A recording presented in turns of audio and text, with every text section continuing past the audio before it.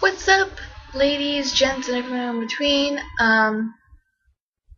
So, I'm probably going to talk about The Fault in Our Stars this video, because I just finished reading it.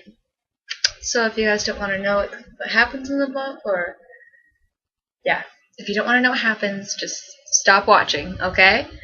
And if you already know what happens, or you want to know what happens, then keep going, it's fine. So at our store, we happen to have a bat now. There's a pet bat. Technically vermin, but it's so cute. Oh my gosh, I love him so much. He's so adorable, and he like flies around in circles and hits stuff, and it's really cute. And we tried to open the door to let him out, but he wouldn't leave, and then he hid inside of a crack in the wall.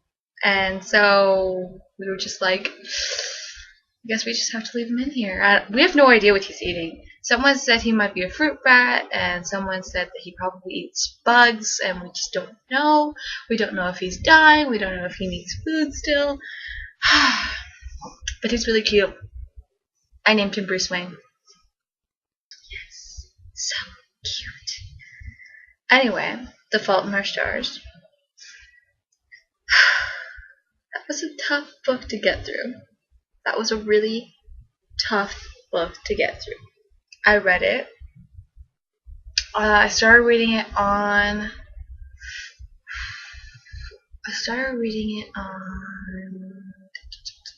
like Friday, I think. Finished it Saturday. Started reading it like Friday night, and then Saturday morning I finished it.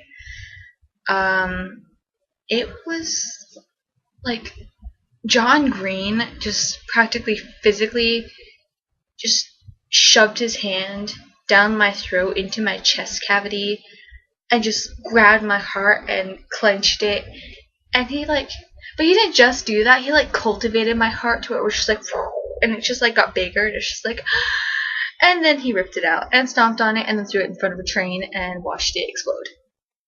Yeah, I cried like a lot. Like, I was already sad from the start because, to be honest, I already knew that Augustus was going to die.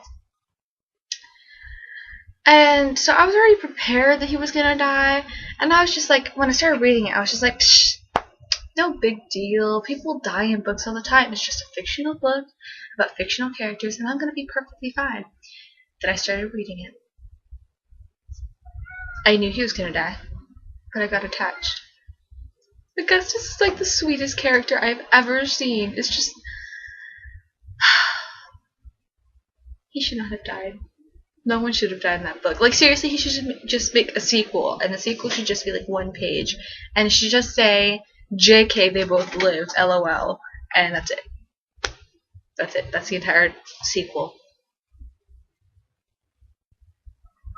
It was so, there was a bittersweet ending, and it was just like, you feel like it's all gonna be okay, and you feel like they're gonna be together at one point, like after she dies as well, but it's just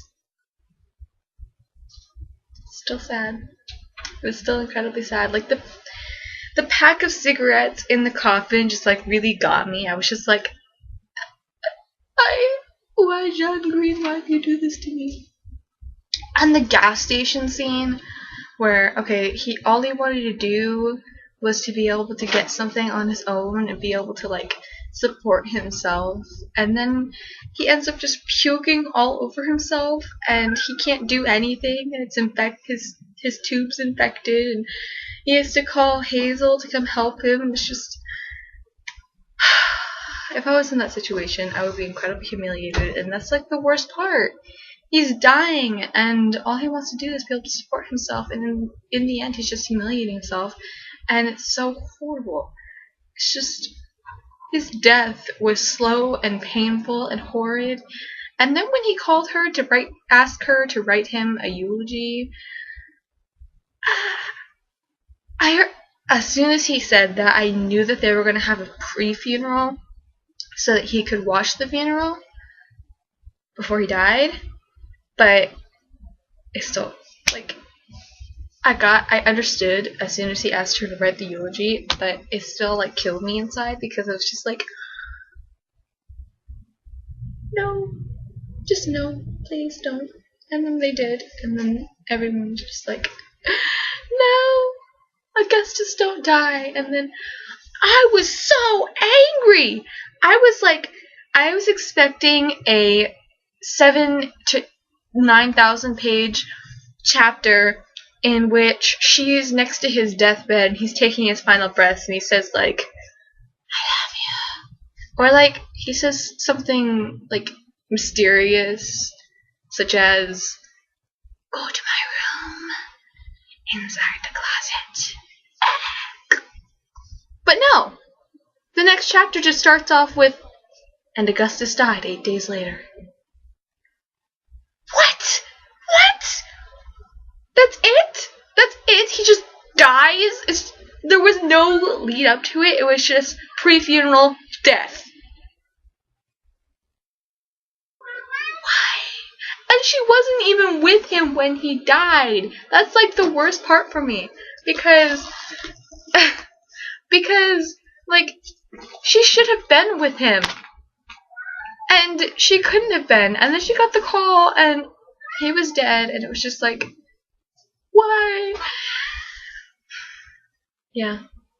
That book, if you want to read it, you are a masochist, but I salute you. It's a hard book to read. It's really hard to read. Like, all you want to do is just sob yourself to sleep. It's just like, why? And I'm probably going to read it again. I've also decided to create, I've decided to make myself a Don Green fan. I'm going to get, Looking for Alaska. I'm going to get that one, and then my friend owns, An Abundance of Catherines. I'm going to read that one too, but she told me that one is not as sad as his other books, so I'm going to read that. I probably won't like it as much as the sad books, because I'm weird like that. Like, my favorite songs are, Terrible Things, and Remembering Sunday, and Forever and Always. Those songs are like incredibly depressing. If you haven't heard them before, go look them up. They're really sad. If you don't like that kind of music, just read the lyrics or something online, because they're horrible. They're the worst lyrics ever. Because, again, they cultivate your heart and then take it out, throw it against a train, and watch it explode. But I like that stuff. For some reason, I am really all into the whole depressing, sad, death ending, nobody lives, everybody's sad. I'm just really into that for some really weird reason. I'm not depressed.